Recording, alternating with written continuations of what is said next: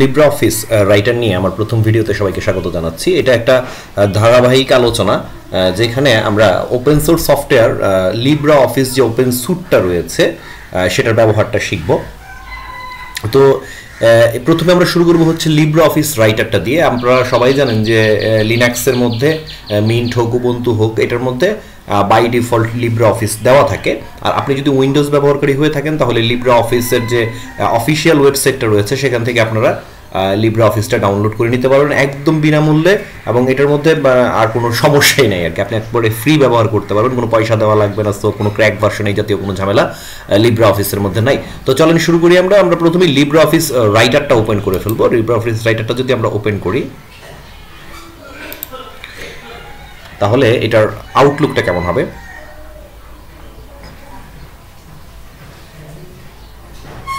এটা হচ্ছে LibreOffice। এখন একটা ট্যাব ভিউ আছে এই জায়গাটাকে, এই যে এখানে যে অংশগুলো থাকে এইগুলো হচ্ছে ট্যাব ভিউ, যে এখান থেকে বিভিন্ন অপশনগুলো আমরা ব্যবহার করবো। এই জায়গায় আমরা লেখালেখি করবো, ওয়ার্ড প্রসেসরে মূলত আমরা লেখালেখি করি।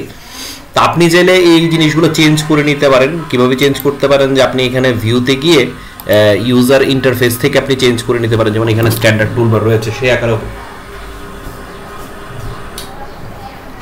আপনি পরিবর্তন করে নিতে পারেন। যে যেমন এটা যদি স্ট্যান্ডার্ড টুলবারে আমি নেই এবং অ্যাপ্লাই টু রাইটার দিই তাহলে দেখবেন যে এখানে ভিউটা চেঞ্জ হয়ে আসতেছে, আবার ট্যাব ভিউতে ভিউটা আরেক রকম হয়ে আসতেছে। এরকম যে স্টাইলটা আপনার পছন্দ হয় সেই স্টাইল আপনি করে নিতে পারেন, কোনো সমস্যা নেই। তো আজকে আমরা যে জিনিসটা শিখবো, একেবারে ফার্স্ট যে কাজটা শিখবো, যে ট্যাবের হোম অপশনে অনেকগুলো অপশন রয়েছে, আমি এটাকে স্ট্যান্ডার্ডে নিয়ে যাই, আমি স্ট্যান্ডার্ডই প্রেফার করি। তো আমরা আজকে একটা নতুন ফাইল কিভাবে সেভ করতে হয় বা তৈরি করতে হয় সেটা শেখার চেষ্টা করব, এবং সেটা হচ্ছে LibreOffice রাইটারের মাধ্যমে। তারপরে কাজ হচ্ছে যে প্রথমে সাপোজ এখানে কিছু একটা লিখলাম আমরা, যে দিস ইজ আওয়ার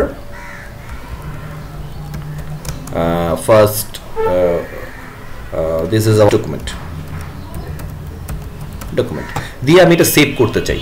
তো যখন আপনি সেভ করতে যাবেন তখন আপনাকে যে কাজটা করতে হবে, যে এখানে শর্টকাটও আছে। তো শর্টকাটের যাতে আমি দেখাই দিই, যে ফাইলে গিয়ে আপনি সেভে করবেন, ফাইলে গিয়ে আপনি সেভ দিবেন, কিংবা এখানে Ctrl+S সরাসরি কিবোর্ডের মাধ্যমে চাপলেও, Ctrl+S সরাসরি চাপলেও সেভ হয়ে যাবে। তা আমরা এখানে দিলাম হচ্ছে সেভ। প্রথম একটা ফাইল, আপনি প্রথম ফাইল তৈরি করছেন, তো এইখানে যে নেম অপশনটা আছে এখানে আপনি একটা বাই ডিফল্ট আনটাইটেল 1 দেওয়া আছে। তো আমরা আমার ফাইলটার একটা নাম দিলাম, যে এটার নাম হচ্ছে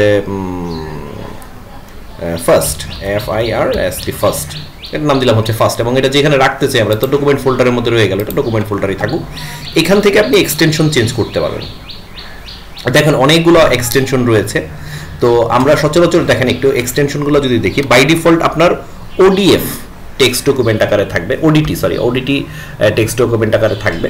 তা আপনি এটাও মেনটেন করতে পারেন। এটা হচ্ছে শুধুমাত্র লিনাক্স বেস বা ওপেন অফিস বেস বা লিব্রে বেস ফাইল এক্সটেনশন। এটা ছাড়াও আমরা জানি যে আরও কিছু জনপ্রিয় ওয়ার্ড প্রসেসিং সফটওয়্যার রয়েছে, যেমন MS ওয়ার্ড রয়েছে। তো MS ওয়ার্ডের ক্ষেত্রে যেটা হয়, যে আপনি একটু দেখেন যে ওয়ার্ড 2007 থেকে 365 পর্যন্ত ডকএক্স এক্সটেনশনটা আছে। আপনি চাইলে এটা ডকএক্স এক্সটেনশনেও সেভ করতে পারেন, আপনি এটা চাইলে ODT-তেও সেভ করে রাখতে পারেন। আপনি যদি আমি প্রেফার করি কি সবসময়, যে আপনি ডকএক্সে যদি এটা সেভ করে রাখেন, যে এই ফাইলটা আপনি নিলেন এবং সবসময় কিসে সেভ করলেন, ডকএক্সে। যেমন এখানে ডকএক্স রয়েছে। তো আপনি যদি ডকএক্সে ফাইলটা সেভ করেন তাহলে যেটা হবে, যে আপনার ফাইলটা আপনি যারা নাকি যদি MS ওয়ার্ডের ব্যবহারকারী হয় তারাও আপনার ফাইলটা ওপেন করতে পারবে। তো সেক্ষেত্রে আপনি এক্সটেনশন হিসেবে এখানে ডকএক্সটা নিয়ে নিলেন এবং এটাকে আপনি সেভ করলেন।